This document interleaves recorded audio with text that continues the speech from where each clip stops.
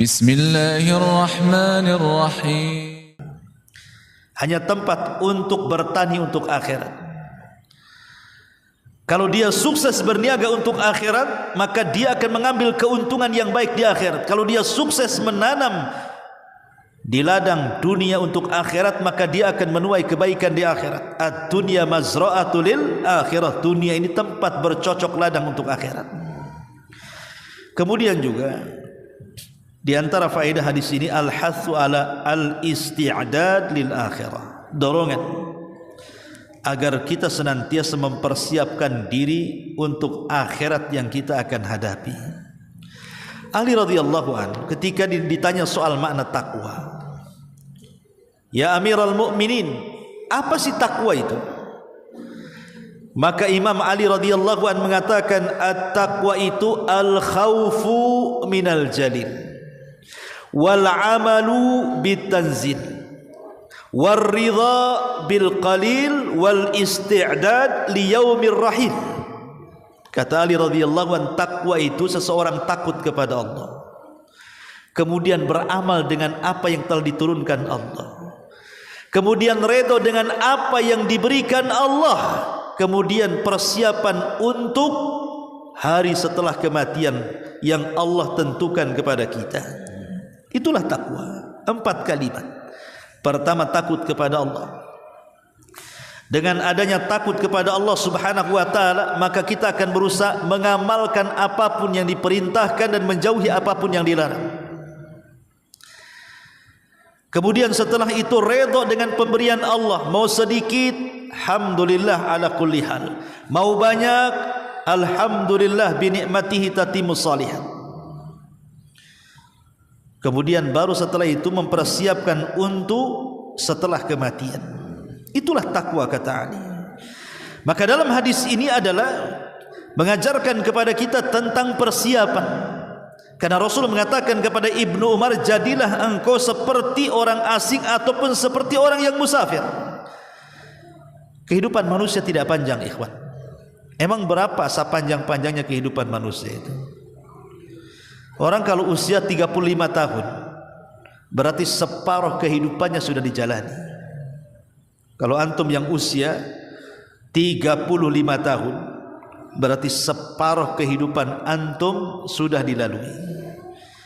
Kalau usia 40 tahun, di antara antum berarti tidak akan lama dengan kematiannya, karena separuh lebih sudah kita lalui. Tapi anehnya di dunia ini, orang jauh daripada zuhud. Saya melihat ada orang-orang kaya yang sudah tua, yang usianya sudah kepala 6 ke atas, bahkan kepala 7 ke atas. Itu bukannya dia bersenang-senang dengan tabungannya yang sudah miliaran bahkan triliunan. Kemudian dia lebih suka ke masjid, berzikir, membaca Al-Quran, persiapan untuk kematian. Ini tidak, makin disibukkan lagi dia. Makin banyak kemudian usaha-usaha dan cabang-cabangnya. Makin tidak pernah pula tinggal di masjid, tidak pernah hadir di majelis ta'lim. Kenapa seperti itu? Itulah terkadang ketika orang itu tergila-gila dengan dunia, maka yang tua menjadi muda. Yang menjadikan orang itu tua menjadi muda itu karena tulul amal. Seseorang itu panjang angan-angan dan juga takut dengan kematian. 2 perkara inilah orang tua menjadi muda. Kalau sudah angan-angannya kemana-mana soal dunia, kemudian takut dengan kematiannya, maka dia tidak pernah merasa tua dalam dirinya. Hilang perasaan zuhudnya. Padahal Nabi SAW mengatakan kepada Ibnu Umar, jadilah di dunia seolah-olah engkau orang asing ataupun seperti seorang musafir. Ma'asyiral muslimin yang dimuliakan Allah Subhanahu wa taala. Kemudian juga di antara faedah ini,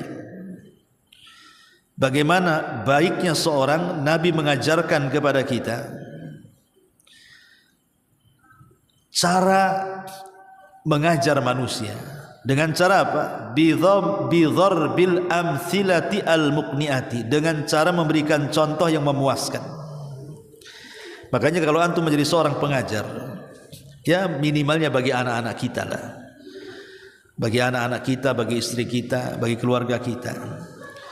Maka cara mengajar yang baik, tirulah cara mengajar Nabi. Dengan cara apa? Memberikan contoh. Rasul memberikan contoh di sini. Karena kehidupan tidak akan lama, maka Rasul memberikan contoh seolah-olah engkau orang asing yang tidak terikat dengan dunia, atau seolah-olah seorang musafir yang hanya singgah sesaat kemudian pergi. Itu kan berikan contoh namanya. Maka ketika mengajar itu perlu memberikan contoh itu untuk takribul fahmi, mendekatkan sebuah pemahaman. Kemudian juga di antara faedah ini adalah kata para ulama, al-mubadaratu ilal a'mali as-salihah fil waqti alladhi anta fihi, bersegeralah untuk mengamalkan amal saleh di waktu yang Anda sedang gunakan. Karena Ibnu Umar mengatakan apa? Kalau engkau di waktu pagi, jangan nunggu di waktu sore. Kalau engkau di waktu sore, jangan nunggu di waktu pagi. Artinya ketika berada di waktu itu, pikirkan kira-kira apa yang bermanfaat untuk akhiratnya. Kira-kira apa tuh? Karena kalau sekarang ini dengan adanya handphone, dengan adanya program-program dalam handphone, YouTube dan yang semacamnya itu, manusia dilalaikan ya kawan. Kadang-kadang satu hari dari pagi sampai sore dia melihat YouTube aja, entah apa yang dilihat. Ya kalau dengerin ngaji gitu ya, dengerin ceramah, kemudian ataupun ingin belajar tentang masalah dunia, entah pertukangan, entah masak, entah apa, mungkin ada manfaatnya ya. Tapi ada orang yang nonton itu, yang dari pagi sampai sore tidak lepas dari handphone, itu yang ditonton itu semua maksiat, musik ya, joget, film, sinetron dan macam-macam, lawakan apa pokoknya, naudzubillah. Nah ini kan tidak memanfaatkan waktu sebaik-baiknya. Harusnya waktu tentang singkatnya dunia. Dunia ini sangat singkat. Makanya sering saya istilahkan, singkatnya dunia ini lebih dipersingkat lagi dengan umur manusia. Dunia sudah singkat, disingkat lagi dengan umur manusia. Kita lihat ada orang yang 10 tahun meninggal, 20 tahun meninggal, 30 tahun meninggal, bahkan bayi yang baru brojol meninggal. Itu kan menunjukkan pendeknya dunia. Dan ketika itulah tegak kiamat baginya. Kata Nabi SAW, idza mata ahadukum faqad qamat qiyamatuhu. Kalau meninggal salah seorang di antara kalian, maka tegaklah kiamat kepadanya. Kemudian yang terakhir tentunya, bahwa dunia bukan watanul mu'minin, bukan tempat tinggal bagi orang-orang yang beriman. Nabi SAW mengatakan, ad-dunya sijnul mu'min wa jannatul kafir. Dunia ini penjara bagi orang-orang yang beriman, tapi surga bagi orang-orang kafir. Ketika Nabi SAW bersabda, dunia ini penjara bagi orang yang beriman dan surga bagi orang yang kafir, ada satu kisah. Jadi ada seorang ulama di Mesir namanya Ibnu Hajar al-Asqalani, Al-Hafidh Ibnu Hajar al-Asqalani, ma'ruf ya Ibnu Hajar, yang ngarang kitab Bulughul Maram, itu Ibnu Hajar al-Asqalani. Yang ngarang kitab Fathul Bari, syarah daripada Sahih Bukhari, itu Ibnu Hajar al-Asqalani.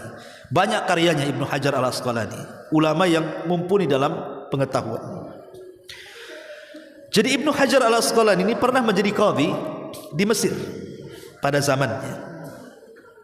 Ya, namanya qadhi tentu dimuliakan, dihargai, dikasih fasilitas negara, digaji, dikasih macam-macam fasilitas.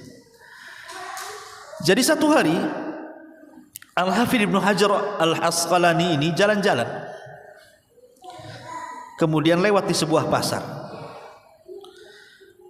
Ketika orang-orang pasar melihat ulama mereka, Al-Hafidh Ibnu Hajar al-Asqalani melintas di pasar, semua keluar memuliakan, memuji, menghargai. Zaman dulu memang luar biasa, ulama dihargai betul. Ilmu dan para ulama itu luar biasa di zaman itu, lain dengan zaman sekarang. Jadi ketika di pasar itu orang-orang berkerumun kepada Al-Hafidz Ibnu Hajar untuk bertanya, untuk menyalami dan begitu seterusnya, adalah orang miskin dari Yahudi yang sedang duduk di tengah-tengah pasar itu. Dia melihat pasar kosong, kemudian berkerumun kepada Al-Hafidz Ibnu Hajar. Akhirnya dia pun dalam hatinya terpikir, hebat kali orang itu, demikian mulianya orang itu, siapa orang itu?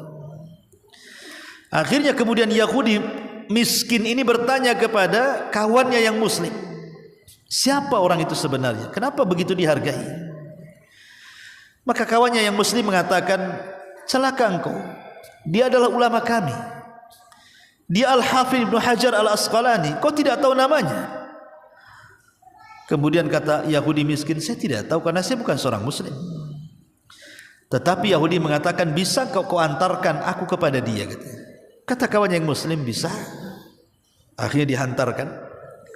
Kemudian diperkenalkan, ya imam, di sampingku adalah orang Yahudi, dia ingin berkenalan dengan. Maka Al-Hafidz Ibnu Hajar Al-Asqalani langsung melirik orang Yahudi itu dan langsung menghormatinya. Kemudian mengatakan, ya fulan, apa yang anda kehendaki dariku? Maka Yahudi miskin ini mengatakan, ya imam, aku ingin bertanya sesuatu. Saya pernah mendengar nabimu mengatakan bahwa dunia ini penjara bagi orang-orang yang beriman dan sorga bagi orang-orang kafir. Apa tidak terbalik? Aku di matamu, karena aku seorang Yahudi, pasti engkau menganggap aku ini kafir. Aku ini kafir. Dan engkau di matamu, engkau adalah seorang mukmin. Sekarang kita terapkan hadis ini, wahai imam, katanya dunia ini sorga bagi orang-orang kafir dan penjara bagi orang-orang yang beriman. Perasaan yang di penjara aku di sini gitu.